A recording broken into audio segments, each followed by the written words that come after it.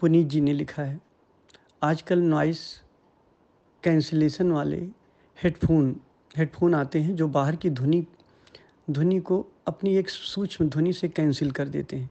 क्या हम ऐसे हेडफोन का उपयोग ध्यान के वक्त कर सकते हैं?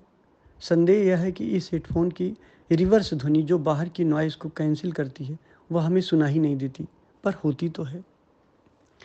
पुनीत जी, शुरुआत में आप कुछ भी सहारा ले सकते हो।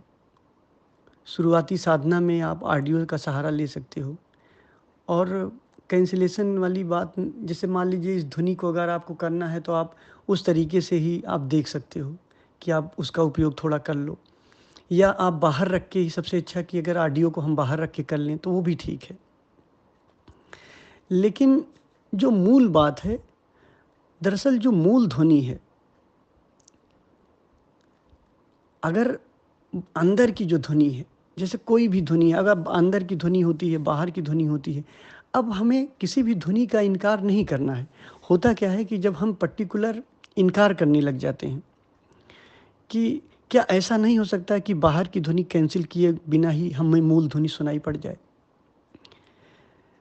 सभी ध्वनियाँ, जितनी भी ध्वनि है, वो मूल धुन की ही प्रतिबिंब है।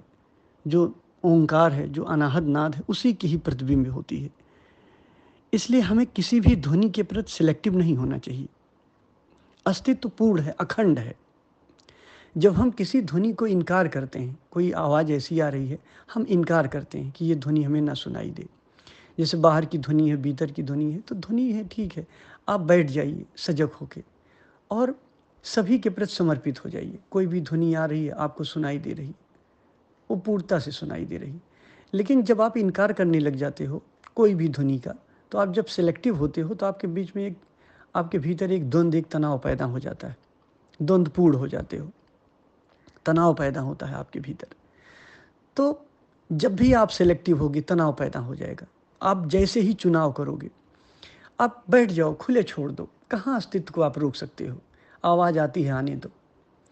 बस आपको सजग रहना, स्वीकार कर लो सभी आवाज़ों को।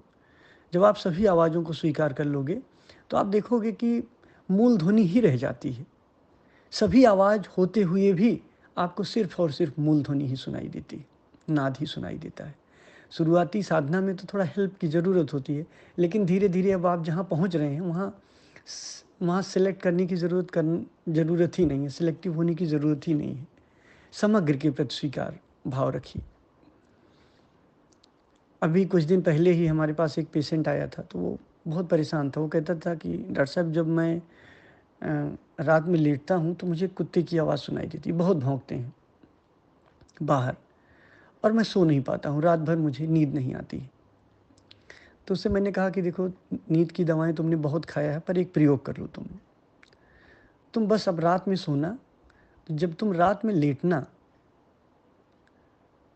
तो तुम उस कुत्ते की आवाज़ को स्वीकार कर लेना।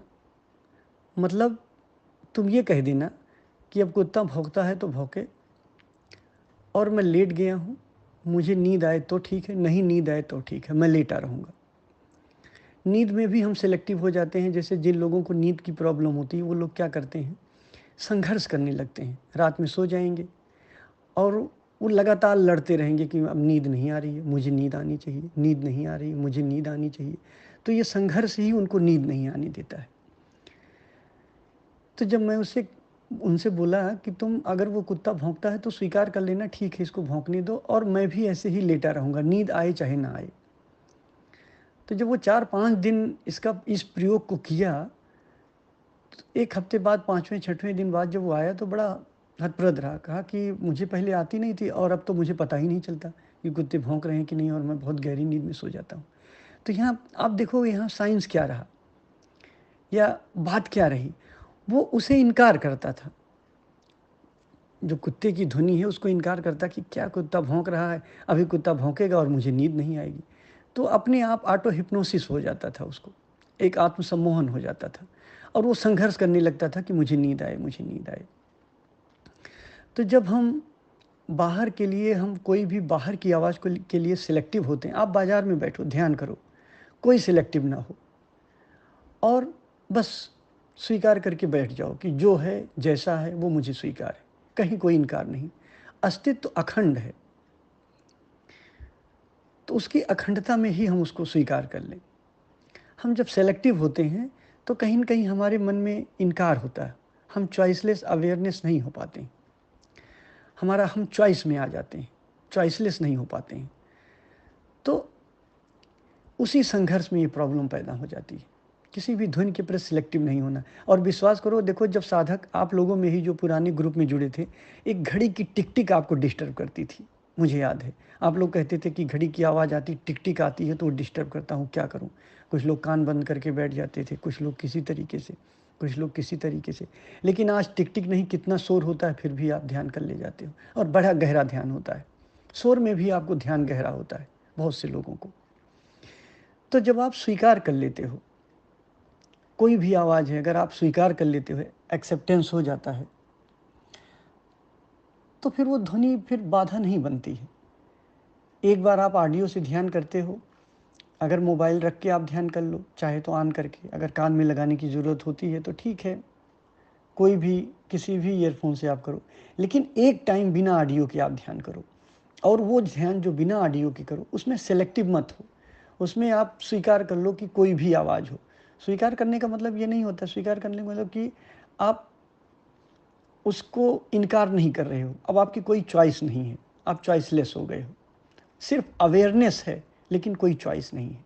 तो जब आप इस कंडीशन में आते हो, इस कंडीशन में हो जाते हो, तो कोई भी ध्वनि जो आती रहती है वो सब धीरे धीरे बंद हो जाती है, और आप अपनी पूर्णता में आते हो।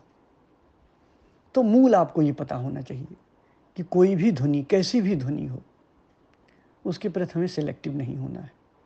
ये द अल्टीमेट सत्य है। शुरुआती साधना में कर सकते हो थोड़ा उपयोग। धन्यवाद।